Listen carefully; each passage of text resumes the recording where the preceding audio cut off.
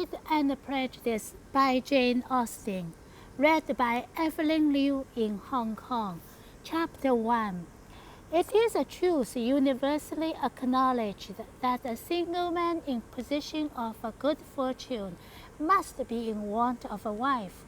However little known the feelings or views of such a man may be on his first entering a neighborhood, this truth is so well fixed in the minds of the surrounding families that he is considered as the rightful property of some one or other of their daughters.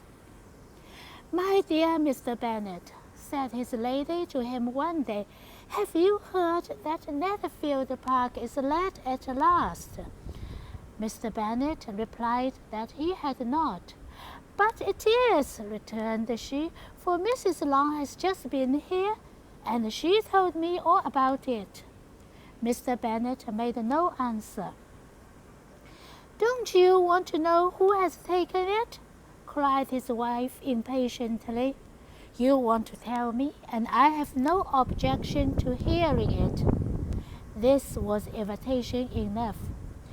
"Why, my dear, you must know. Mrs. Long says that Netherfield is taken by a young man of large fortune from the north of England, that he came down on Monday in a chaise and four to see the place, and was so much delighted with it that he agreed with Mr. Morrison immediately that he is to take possession before Michaelmas, and some of his servants are to be in the house by the end of next week. What is his name?" "Bingley." "Is he married or single?"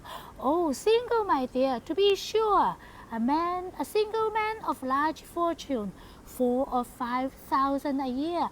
What a fine thing for our girls!" "How so? How can it affect them?" "My dear Mr. Bennet," replied his wife, "how can you be so tiresome? You must know that I am thinking of his marrying one of them." "Is that his design in settling here?"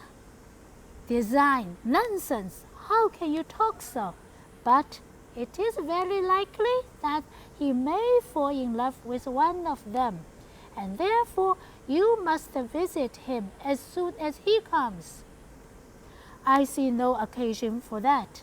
You and the girls may go, or you may send them by themselves, which perhaps will be still better, for as you are as handsome as any of them, Mr. Bingley might like you the best of the party." "My dear, you flatter me. I certainly have had my share of beauty, but I do not pretend to be anything extraordinary now. When a woman has 5 grown-up daughters, she ought to give over thinking of her own beauty. In such cases, a woman has not often much beauty to think of. But, my dear, you must indeed go and see Mr. Bingley when he comes into the neighborhood." "This is more than I engage for, I assure you." "But consider your daughters. Only think what an establishment it would be for one of them. Sir William and Lady Lucas are determined to go, merely on that account, for in general, you know, they visit no newcomers. Indeed, you must go, for it will be impossible for us to visit him if you do not." "You are over-scrupulous, surely. I dare say Mr. Bingley will be very glad to see you, and I will send a few lines by you to assure him of my hearty consent to his marrying whichever he chooses of the girls, though I must through a good word for my little Lizzie." "I dare you will do no such thing. Lizzie is not a bit better than the others, and I am sure she is not half so handsome as Jane, nor half so good-humoured as Lydia, but you are always giving her the preference." They have none of them much to recommend them, replied he. They are all silly and ignorant like other girls.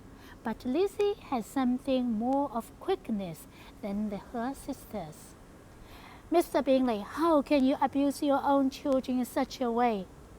You take delight in vexing me.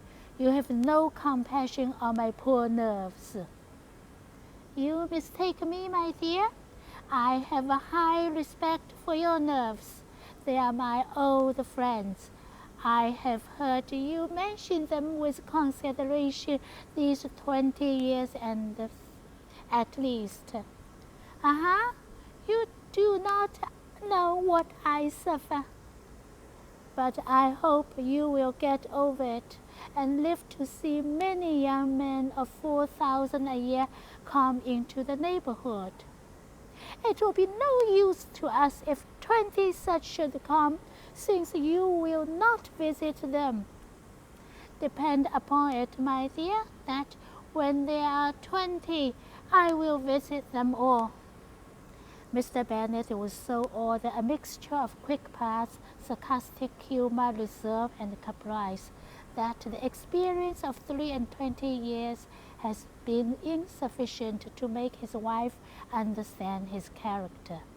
Her mind was less difficult to develop. She was a woman of mean understanding, little information, and uncertain temper. When she was discontented, she fancied herself nervous. The business of her life was to get her daughters married. His solace was visiting and the news. End of chapter 1.